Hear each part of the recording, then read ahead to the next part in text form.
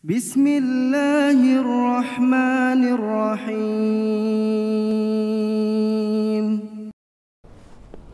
Bismillahirrahmanirrahim. Assalamualaikum warahmatullahi wabarakatuh.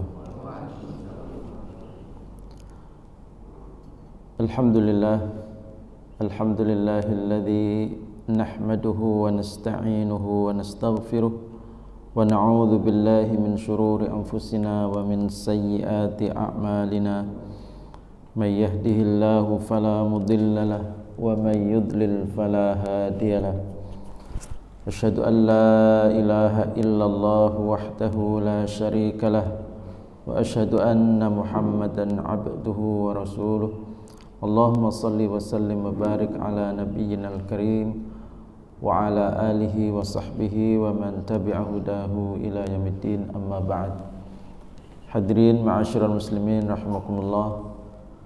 Pada pagi ini kita akan sedikit membicarakan tentang bulan Muharram, karena kita sekarang berada di bulan Muharram. Tanggal berapa sekarang, Pak? Ya, kalau tidak salah hari ini adalah tanggal 9 dan besok adalah tanggal 10. Karena itu dalam rangka mengingatkan jangan sampai ada yang terlewat bagi yang ingin mendapatkan pahala puasa Asyura, maka ini adalah hari yang tepat untuk mengingatkan, karena tinggal besok akan datang, yaitu tanggal ke-10 bulan Muharram. Jamaah sekalian, ada yang menarik terkait dengan penamaan Muharram. Muharram dari kata haram, di mana Muharram merupakan salah satu dari 4 bulan haram. Apa yang dimaksud dengan bulan haram? Yang dimaksud dengan bulan haram adalah bulan yang diharamkan untuk berperang di situ. Ini merupakan satu tradisi sebelumnya dari masyarakat Arab. Mungkin juga ini warisan dari Nabi Ibrahim, saya nggak tahu.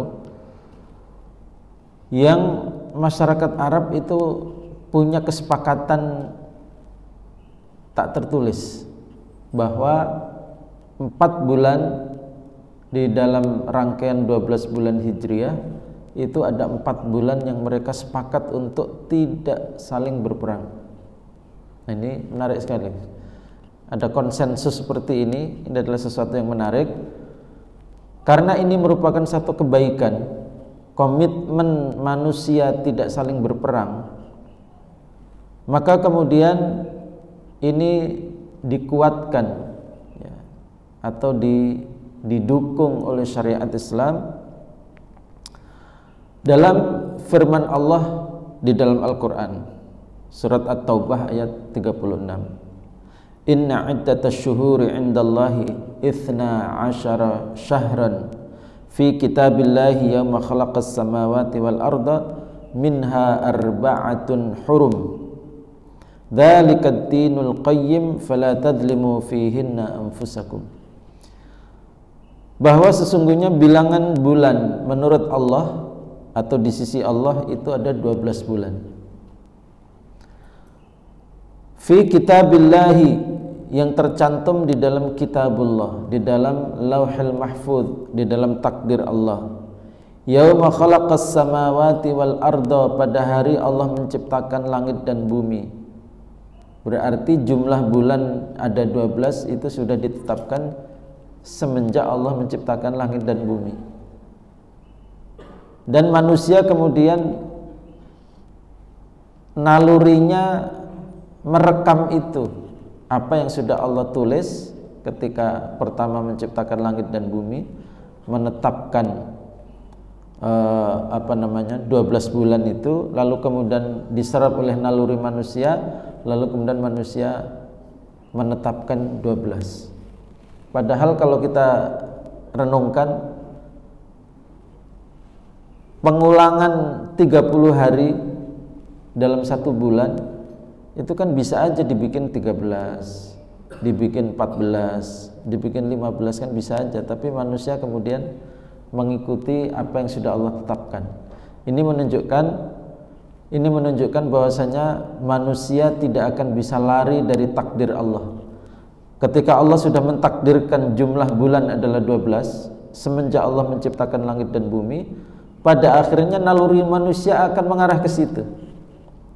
Ketika menghitung bulan pun hitungannya 12. Sehingga siklus kembali ke bulan pertama, bulan kedua, bulan ketiga, sampai 12 balik lagi. Sampai kemudian diikuti dalam membuat jam. Ada jam 1, 2 sampai terakhir 12. Walaupun itu jam untuk siang, ada jam untuk malam. Total ada 24 jam. Jadi bilangan 12 ini salah satu bilangan yang menarik dalam naluri manusia. Jamaah sekalian, minha arba'atun hurum. Di antara 12 itu ada 4 yang disebut dengan bulan haram. Dzalikad dinul qayyim, itu adalah agama yang lurus. Nah, jadi ini merupakan satu ketetapan di dalam Al-Qur'an, ya, di mana masyarakat jahiliyah sudah tahu itu, ya. Maka kemungkinan besar memang ini adalah warisan dari nabi-nabi sebelumnya, ya. Masyarakat jahiliyah tahu bahwasanya memang ada 4 bulan yang haram itu di antara 12. Maka Allah kemudian menetapkan fala tadzlimu fihinna anfusakum.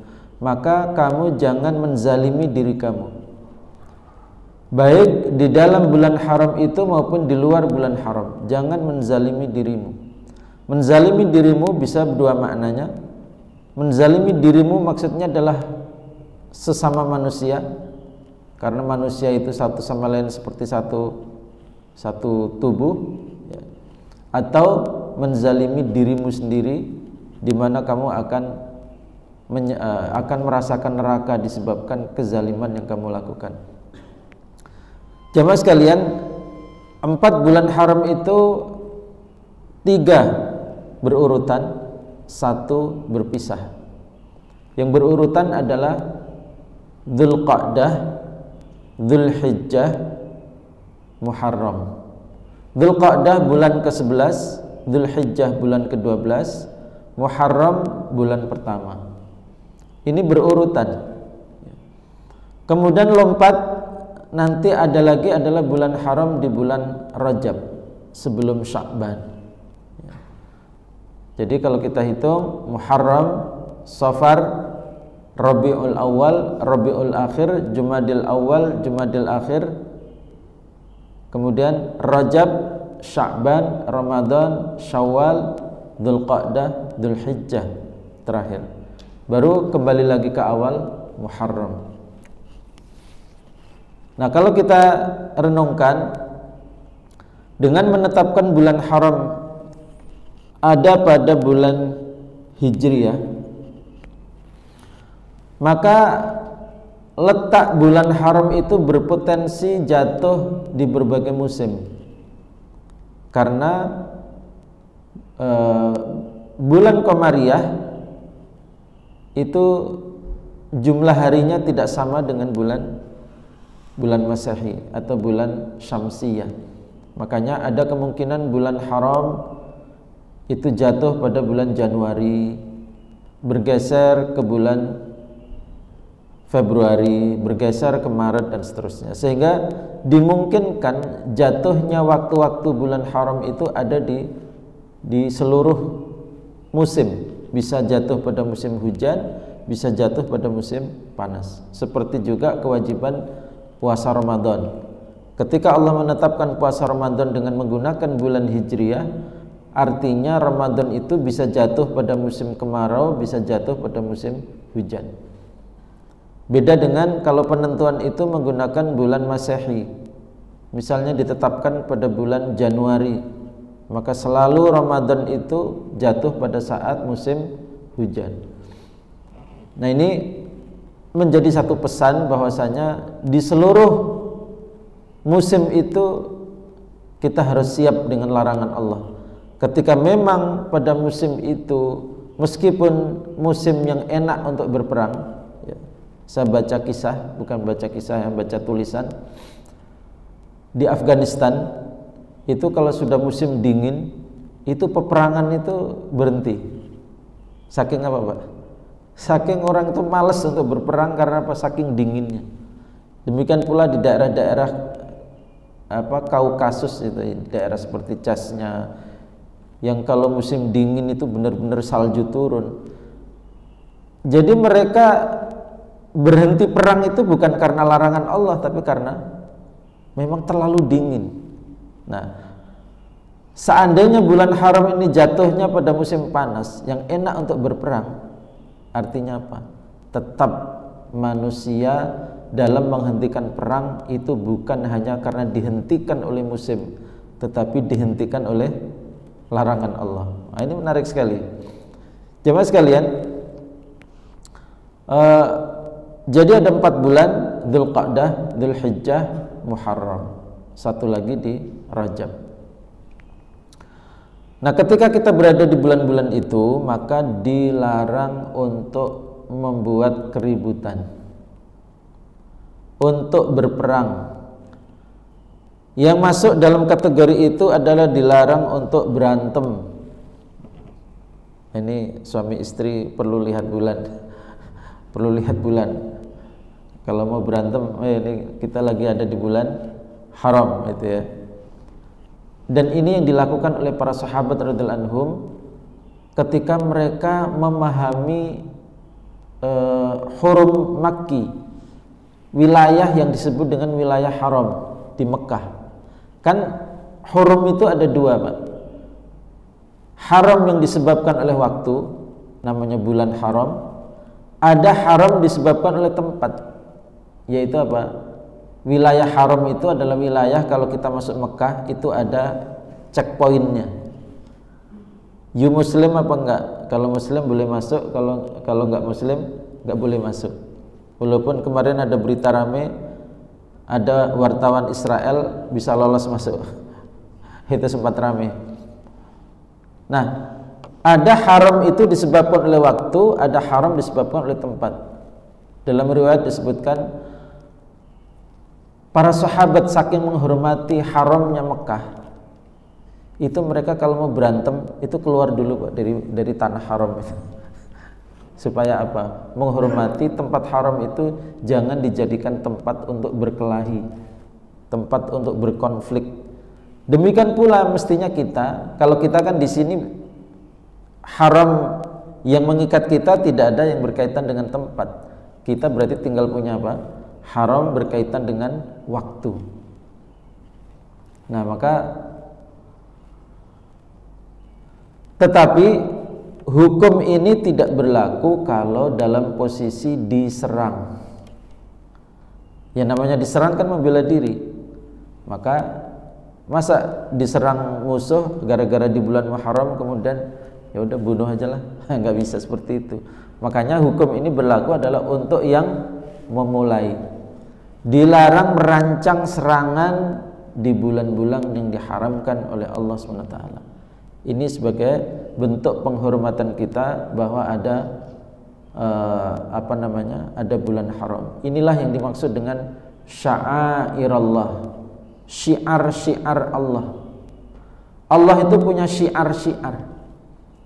Ketika Allah menetapkan Idul Fitri, Idul Adha, hari-hari tasyrik, dilarang puasa, itu syiar. Ya, syiar artinya apa? Kita hormati. Memang Allah sudah menetapkan seperti itu. Ketika bulan Ramadan kita diperintahkan puasa, ya kita puasa karena itu adalah syiar. Di mana Allah menginginkan ketika jatuh pada bulan Ramadan itu semuanya orang menghormatinya dengan cara berpuasa. Maka ketika datang bulan-bulan haram, kita pun menghormatinya seperti kita menghormati tidak puasa karena larangan puasa jatuh pada Idul Fitri, Idul Adha dan lain-lain. Ini larangan perang. Kalau tadi larangan makan, larangan minum, ini larangan apa? Larangan perang, larangan berkonflik. Seandainya negeri ini paham hukum ini, mestinya pemilu atau kampanye diadakan di bulan-bulan haram. Supaya apa? Supaya tidak ada konflik, karena semua orang menghormati satu sama lain. Inilah pentingnya umat Islam menggunakan kalender Hijriah. Supaya apa? Supaya kesadaran itu langsung muncul sejak pertama kali bahwa kita berada di bulan haram. Nah, kalau kita karena kalah jauh, kalah populer dengan bulan Masehi, sehingga apa? Datangnya bulan-bulan haram itu seperti bukan sesuatu yang penting. Nah, ada satu niat atau modus kejahatan yang dilakukan oleh masyarakat jahiliyah yang diungkap oleh Al-Quran, yang disebut dengan nasa. Nasa itu adalah mereka sengaja berperang pada tanggal-tanggal haram atau bulan haram, lalu kemudian mengganti keharamannya pada bulan yang lain. Rupanya ada, Pak, masyarakat jahiliyah itu punya modus seperti itu, ya, sehingga letak bulan haram itu tetap 4, tetapi penempatannya disesuaikan dengan kebutuhan situasi dan kondisi. Kalau kita lagi perlu berperang pada bulan Muharram, berperang, tapi nanti bulan haramnya digeser ke bulan berikutnya, Rabiul Awal. Ini kejahatan, ya. Ada di zaman jahiliyah, di zaman Nabi itu ada modus seperti itu. Berarti apa? Ini adalah tidak menghormati bulan haram. Bentuk penghormatan kita kepada bulan haram itu ya sudah, nggak ada cerita mau jatuhnya pada musim panas, mau jatuhnya pada musim turun salju. Memang Allah larang untuk perang, ya jangan perang. Yang tadi saya gambarkan itu. Makanya ketika ada orang yang punya usulan, ini perintah Allah untuk berangkat haji ini kan kalau cuman dilaksanakan di waktu yang pendek itu, yaitu di rangkaian awal Dzulhijjah sampai dengan puncaknya adalah hari-hari tasyrik itu, maka Makkah itu sudah tidak mampu lagi menampung dengan jumlah umat manusia yang beragama Islam itu sudah sangat besar. Maka kemudian usulan apa? Kayaknya perlu ada haji kedua, haji ketiga dalam 1 tahun. Memang ada haji dilaksanakan pada bulan Dzulhijjah, tapi perlu juga haji dirancang, dilaksanakan juga untuk mengurangi kepadatan, dilakukan pada bulan Rabiul Awal misalnya. Nanti dirumuskan itu, kapan hari tarwiyahnya, kapan wukuf di Arafahnya, supaya apa? Semua orang yang pengen haji bisa ketampung, karena dalam 1 tahun nggak cuma sekali hajinya, tapi bisa 2 kali atau 3 kali. Ya, ini adalah satu bentuk ketidakmungkinan. Karena syiar Allah itu kita hormati.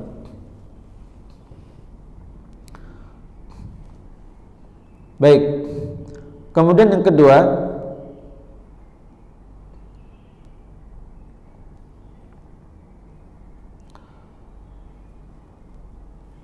pada bulan Muharram itu ada tanggal yang sangat istimewa, yaitu tanggal ke-10.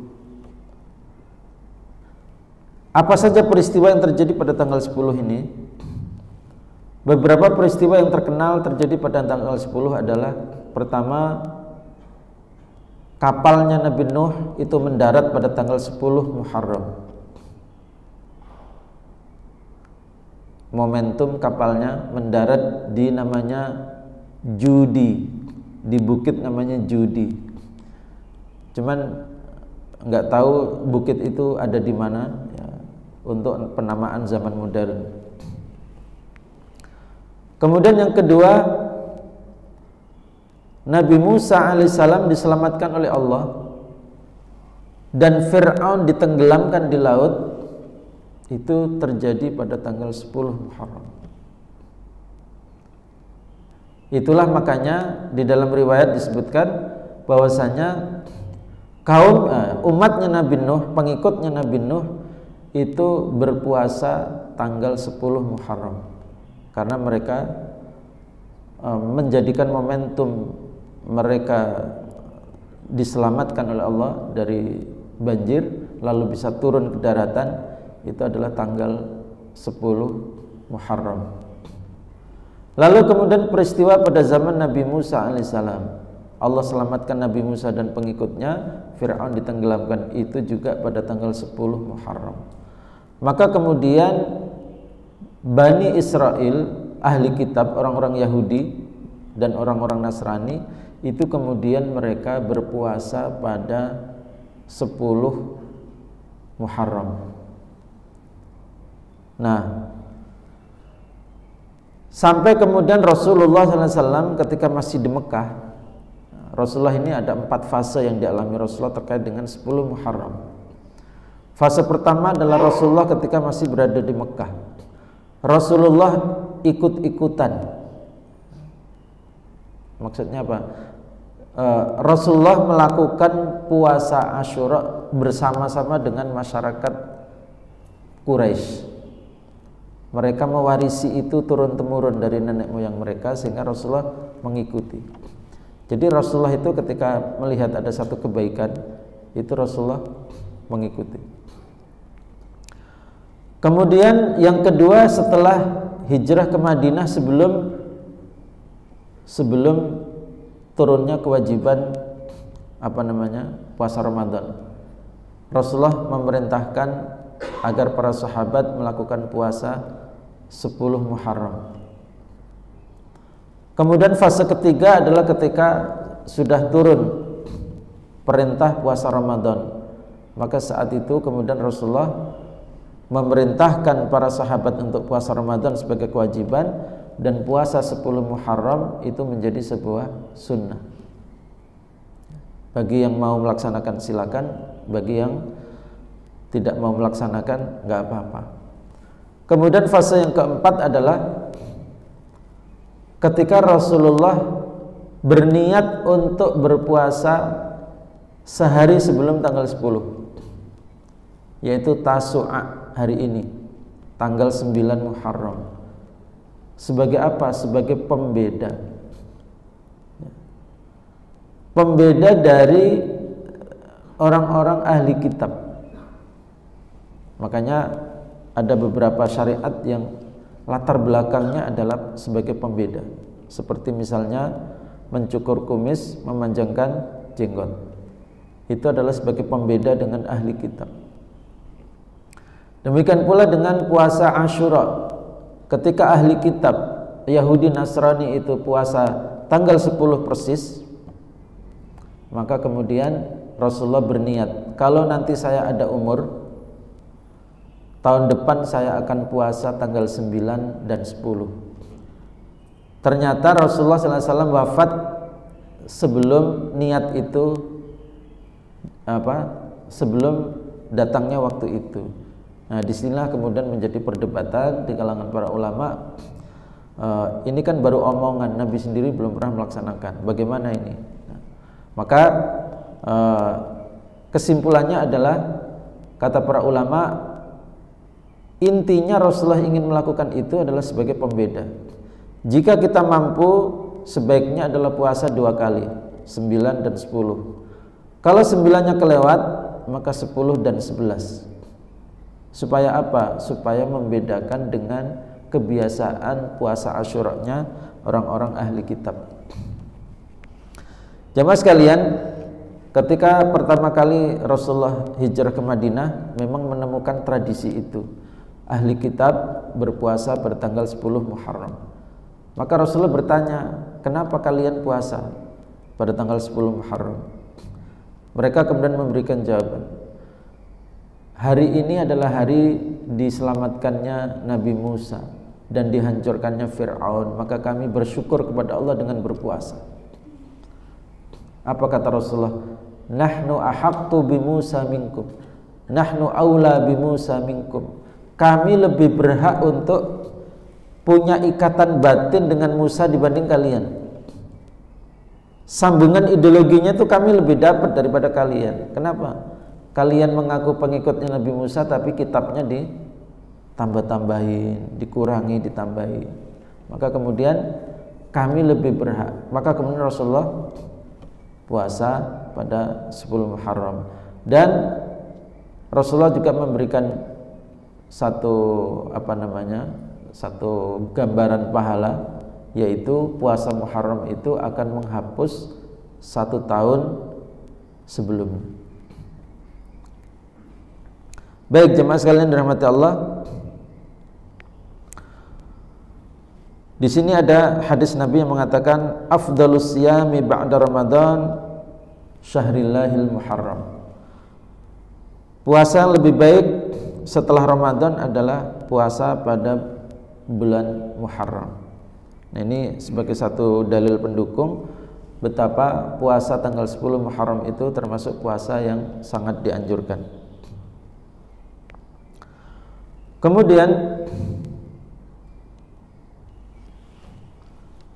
apakah ini bisa dikiaskan? Apakah ini bisa dikiaskan? Dikiaskan itu dijadikan pola. Ketika misalnya kita punya leluhur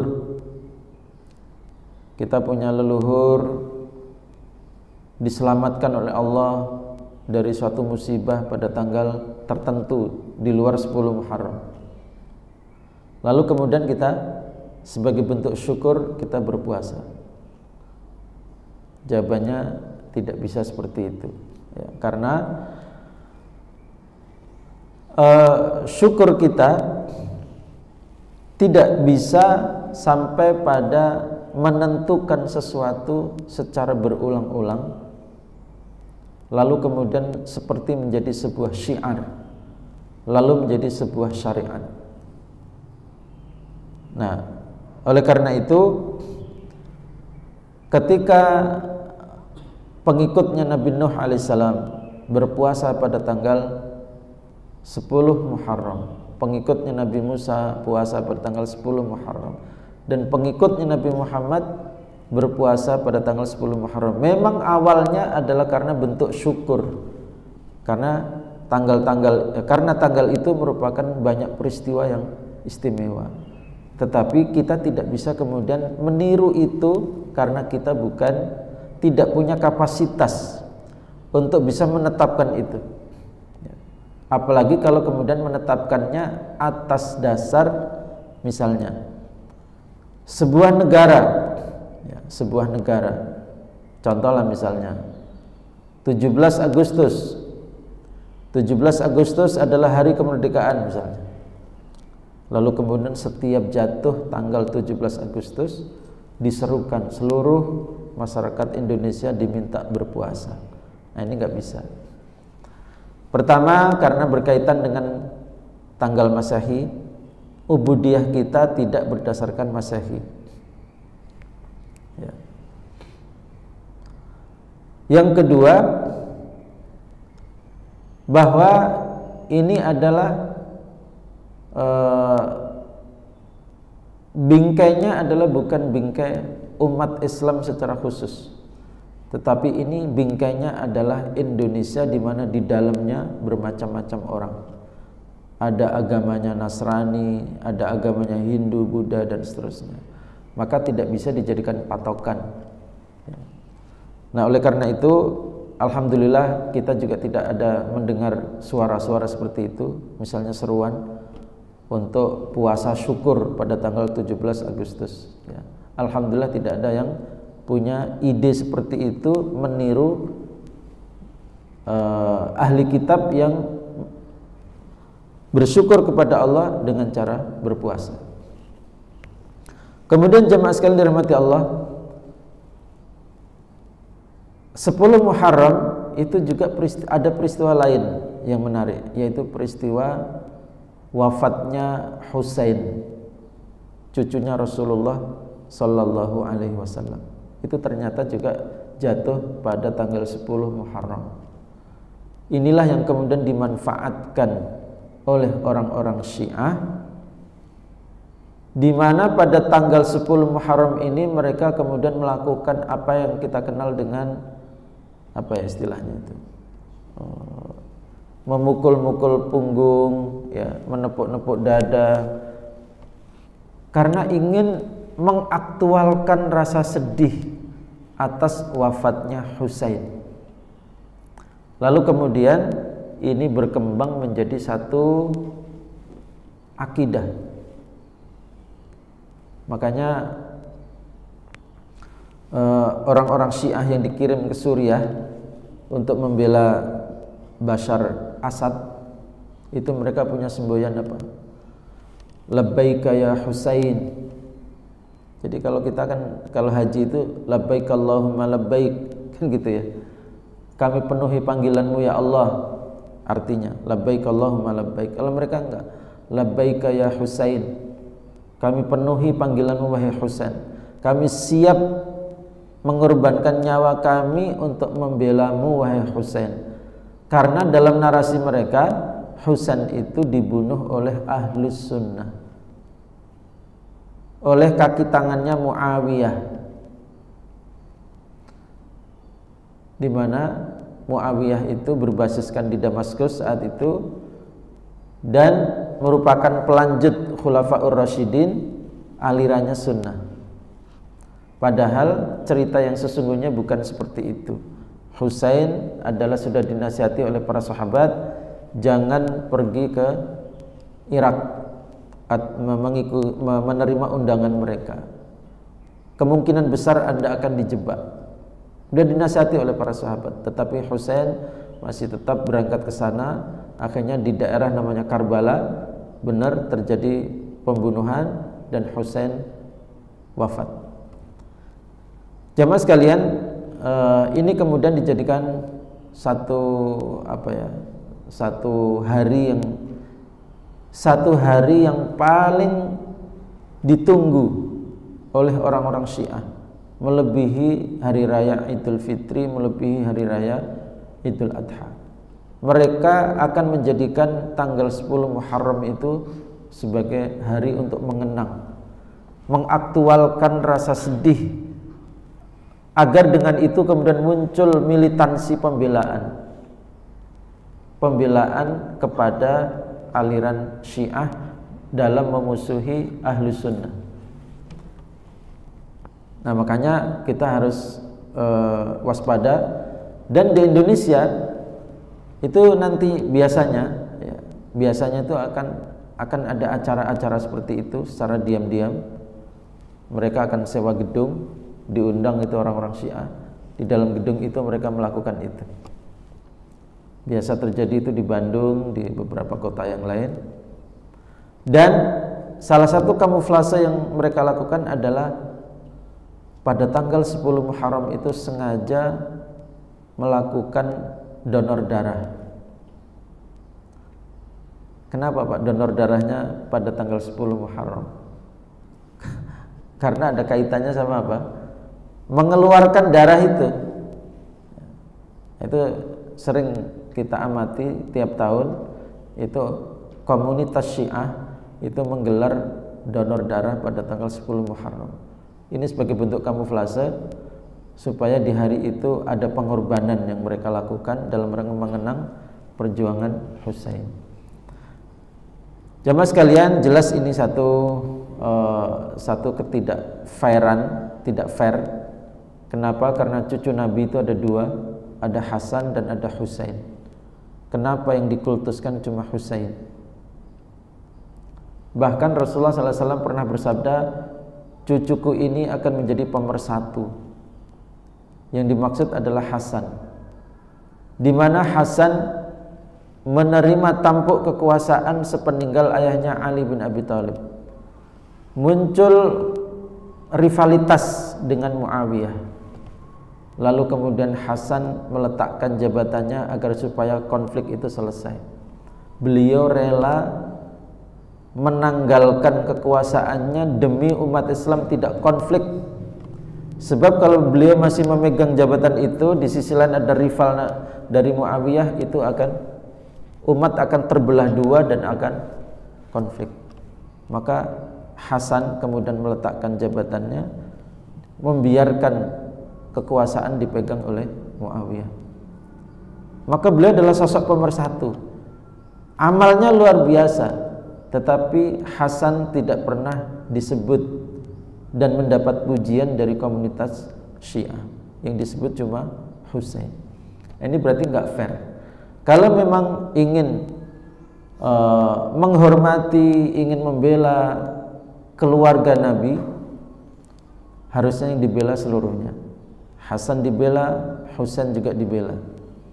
Tetapi ini tidak fair, yang dibela cuma Husain.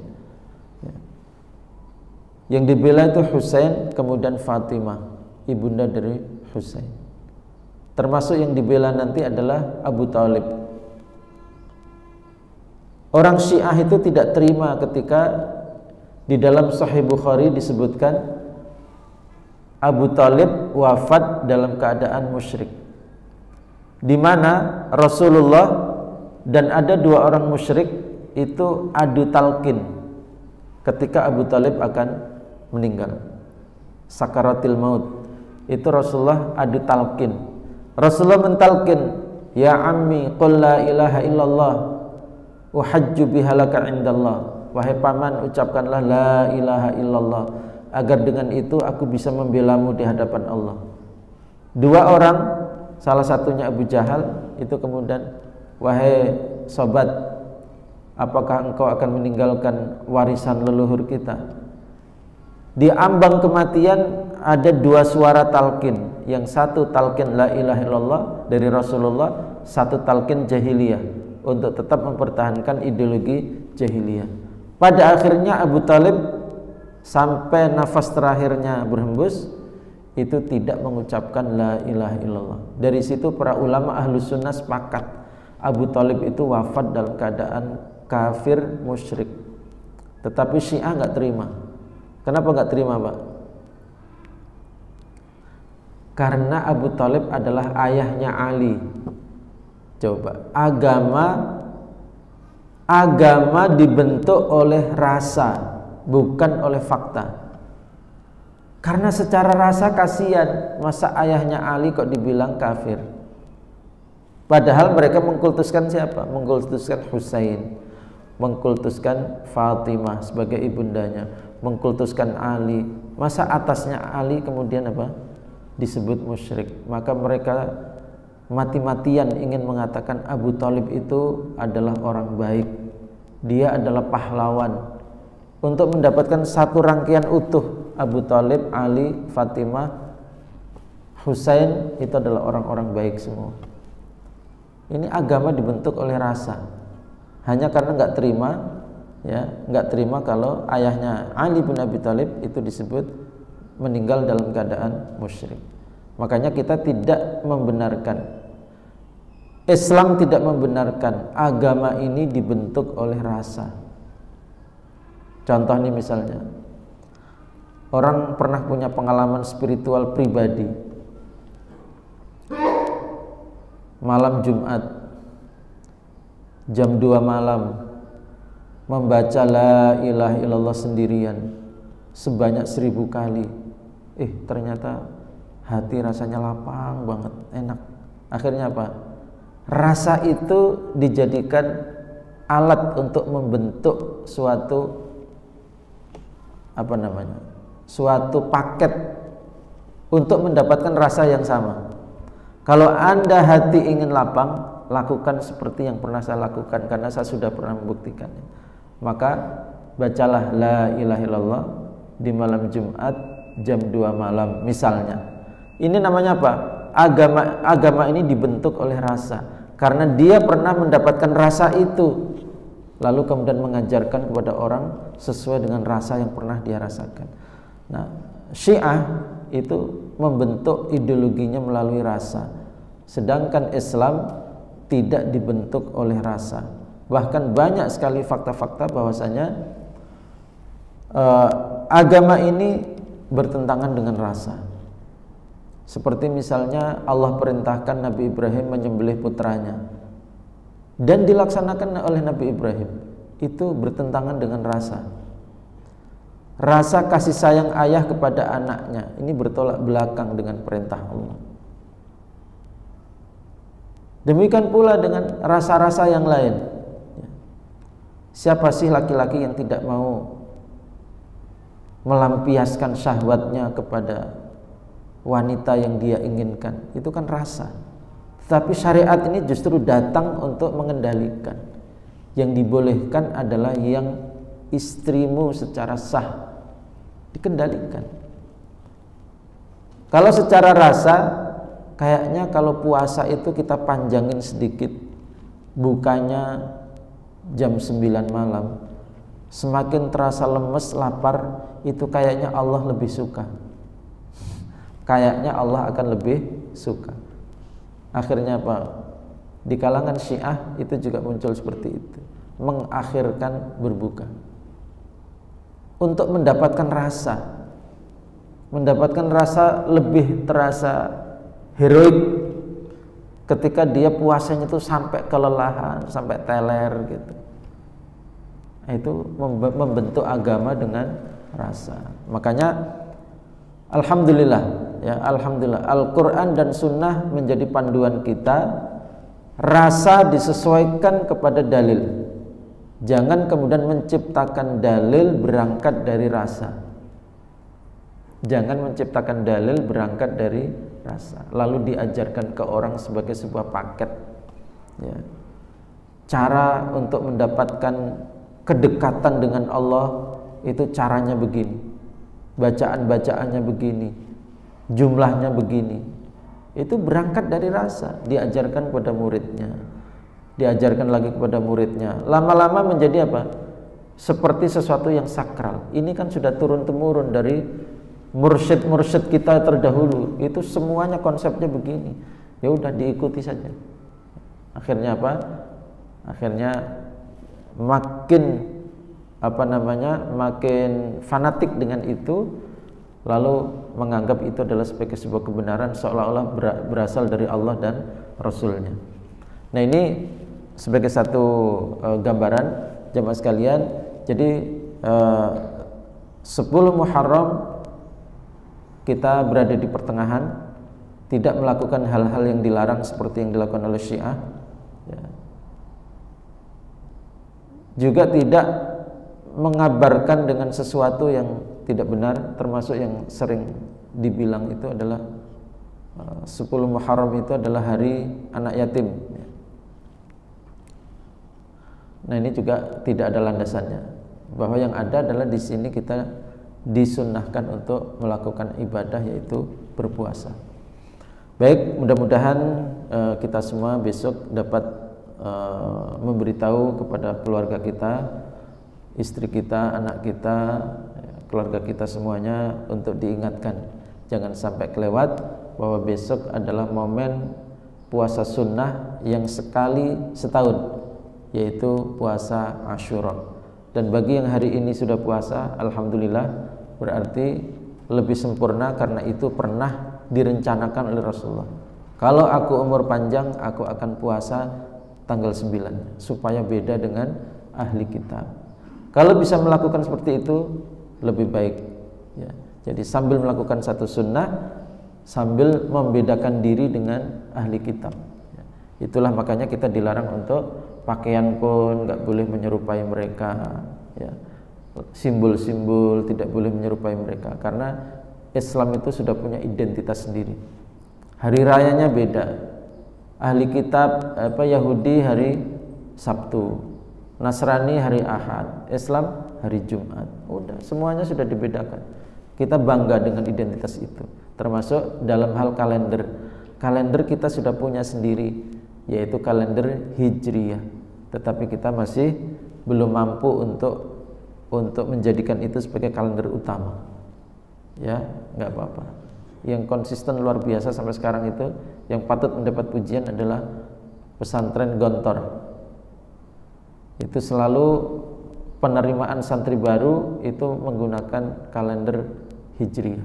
Enggak peduli dengan bulan Juni, bulan apa, pokoknya mengikuti bulan Hijriah. Karena dia sudah punya wibawa. Bodoh amat kalau orang rugi sekian bulan karena apa? Nunggu waktu pendaftaran di Gontor. Dia tetap bersikukuh dengan cara itu. Nah, ini luar biasa. Kemandirian dan kepedeannya itu luar biasa. Yang saya dengar dulu seperti itu. Wallahu a'lam, apakah tahun-tahun ini masih seperti itu? Saya tidak tahu. Demikian, semoga bermanfaat. Barangkali ada pertanyaan? Silakan. Ya. Assalamualaikum. Ya.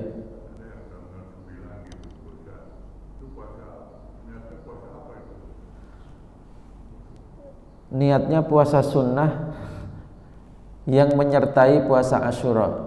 Namanya Tasu'a ya. Kalau namanya itu karena Asyura dari kata asyar itu 10, Asyura. Maka tanggal 9-nya suka disebut dengan Tasu'a dari kata tis'atun. Jadi niatnya apa? Niatnya puasa sunnah gitu aja. Niatnya puasa sunnah membersamai puasa Asyura. Ya, membersamai puasa Asyura. Karena memang itu pernah diniatkan oleh Rasulullah. Sehingga ada dalilnya. Meskipun Rasulullah wafat sebelum melaksanakannya. Wallahu a'lam bishawab. Maksudnya secara lafadznya gitu Pak ya. Lafadz niatnya. Ya, lafadz niatnya nawaitu sauma tasu'a ya kan, sunnatan. Karena puasanya adalah sunnah bukan fardhon. Kalau Ramadan fardhon lillahi ta'ala. Kalau ini sunnatan. Karena memang hukumnya adalah sunnah. Wallahu a'lam bishawab. Iya, ada juga memang keterangan seperti itu. Rasulullah pernah mengumumkan bagi yang sudah terlanjur makan jangan makan sampai nanti datang. Itu pertama kali ketika apa? Ketika mengkampanyekan itu. Ya, ketika pertama kali Rasulullah mengkampanyekan itu bilang begitu. Bagi yang sudah terlanjur makan, ya udah sampai nanti maghrib baru makan. Tapi kan kita nggak perlu begitu karena kita kan sudah tahu ya, sudah tahu bakal jatuh pada hari sekian. Itu kan kampanye awal ketika pertama kali. Nah, sekarang kita sudah bisa mempersiapkan semua sehingga kita sudah melakukannya dari sebelum subuh itu kita sudah niat. Jangan lupa untuk niat. Ya.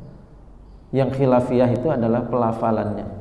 Niat itu ulama semua sepakat bahwa ibadah itu pakai niat. Yang khilafiyah apanya? Yang khilafiyah adalah pelafalannya. Ada yang melafalkan niat, ada yang membiarkan niat itu sebagai satu gerakan hati yang bisa dirasakan. Wallahu a'lam bishawab. Baik, sampai di sini. Semoga bermanfaat. Untuk mengingatkan kita semua bahwa besok ada puasa sunnah yang pahalanya bisa menghapus dosa 1 tahun seperti di dalam sabda Nabi. Demikian aqulu qouli hadza wa astaghfirullah li wa lakum wa sallallahu ala nabiyyina Muhammad wa ala alihi wa sahbihi wa baraka wasallam wa akhiru da'wana alhamdulillahi rabbil alamin. Subhanakallahumma bihamdika asyhadu an la ilaha illa anta astaghfiruka wa atubu ilaik. Wassalamualaikum warahmatullahi wabarakatuh. فبأي آلاء ربكما تكذبان